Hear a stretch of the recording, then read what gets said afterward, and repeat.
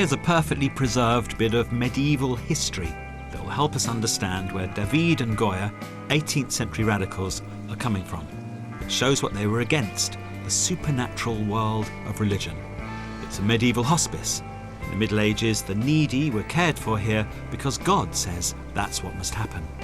Why do we suffer ignorance, poverty and disease? Religion's answer is original sin. But the attitude of David and Goya is that this is irrational.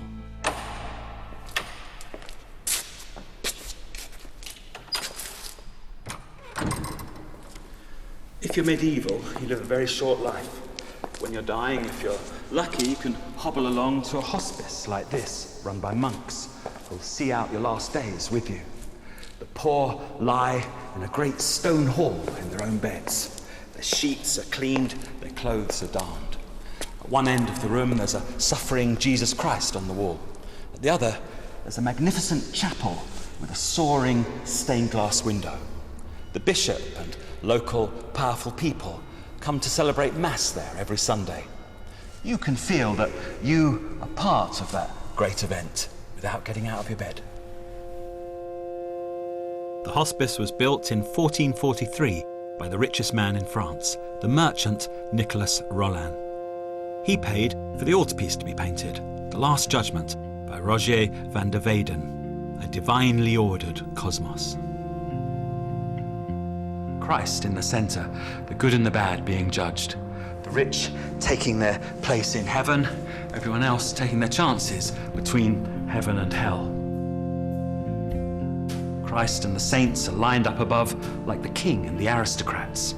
The holy hierarchy out in the cosmos mirrors the social hierarchy down here on earth.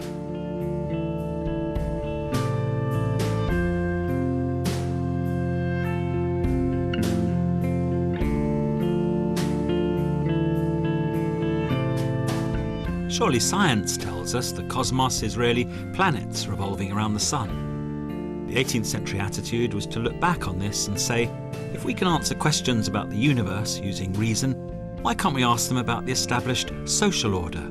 Is it just a fairy tale that the powerful tell in order to keep their power? Help for the needy is something that the powerful pay for in order to guarantee for themselves a place in supernatural heaven. Nicolas Rolin will go straight up there because of his good work. The ones who aren't wealthy enough to buy salvation are biting their own limbs in supernatural hell. The whole hospice environment is a demonstration of the old social order, as far as the revolutionary mind is concerned. The hospice vision, with its fixed, inevitable order of the highest down to the lowest, is a vision of political power in France right up until the revolution. However beautiful it might be, however much there are aspects of genuine tenderness and kindness in there, the revolutionary mindset sees that this won't do.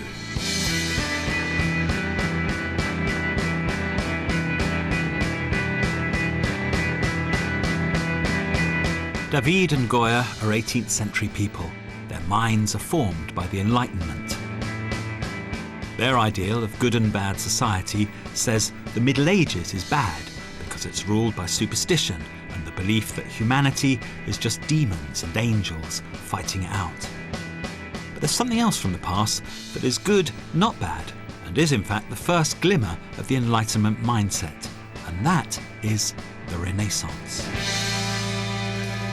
In the beginning, God created. God the heaven and the earth, the heaven and the earth. And God said, and God said, light, let there be light. Rome, the 16th century, the height of the Renaissance. Renaissance art shows a vision of humanity that comes out of the heads of European scholars who are called humanists. In the 14th to 16th centuries, they started to look at human reason before the church existed, the ancient pagan world.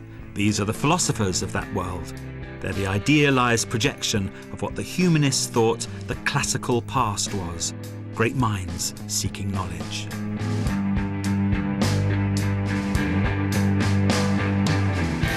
The rubble of the ancient world. For centuries, Christian monks pored over ancient texts for the knowledge they offered. But the idea of a whole golden age of classical knowledge was horrifying to Christians, because the past was infested with anti-Christian demons, it was thought. Bury all that, the church said. Then in the 15th century, they started digging it up again. This stuff wasn't demons anymore, it was classical statues. Christianity is so confident it can afford a rebirth of knowledge. Renaissance means rebirth.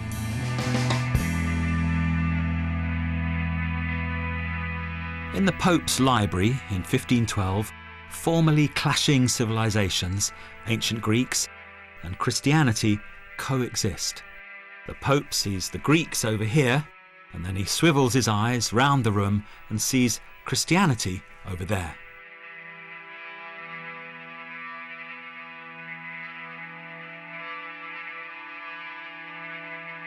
We're looking at pictures painted for the Pope by the Renaissance artist Raphael.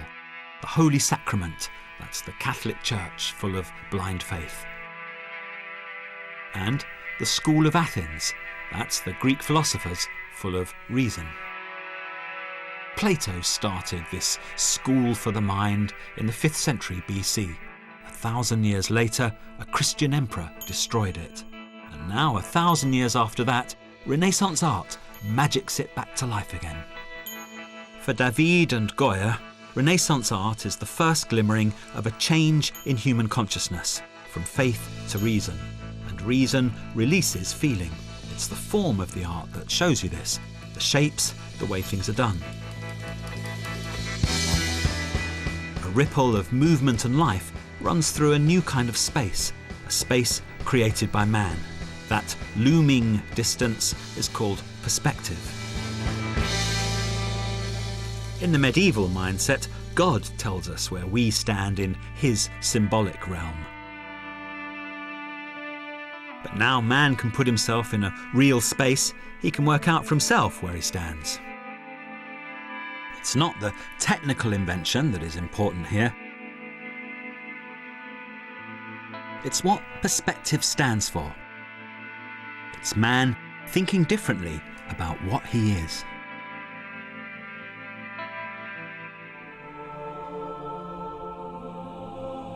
Space is a player in Renaissance art. The early Renaissance artist, Giotto, in the 14th century, shows a vision of religious belief. But he also shows the Renaissance use of space to heighten feeling starting up.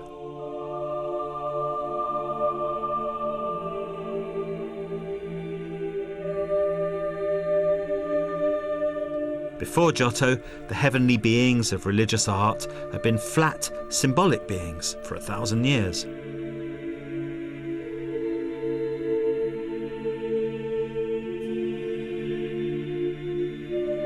With Giotto, they're rounded, they're physical, they have human life. It's a marvellous, strange, magic alteration, which no one can quite account for. He's the friend of great early humanist poets. The humanism vibe surrounds him, but he's the one who first makes it hit in painting. The people who came to this chapel in Padua, in northern Italy, to pray didn't care about artistic technique. They cared about the stories of the Bible. But Giotto's techniques intensified the stories, so people could emotionally identify with them. They saw feeling in all its light and shade. Look at the torturers of Christ. Their believable bullying, the subtlety of their different ways of being sadistic, mocking, pinching, torturing, laughing. The sadistic buzz that's all too believable that the torturers are all having. A lot of the power of it is in the bodies, their odd, distinctive shapes, the way they have of crowding in. We see something unmistakable and recognizable in this scene of cruelty that's close to all of us, whether we've received it or dished it out ever in our lives. And we respond with a shiver. There's a change in the order of existence. Giotto's responding to the rise of humanism. Art making everything beautiful is a way of celebrating God, but Renaissance humanists say, hey, there's a God inside us. So now the individual's going a bit further up the pecking order.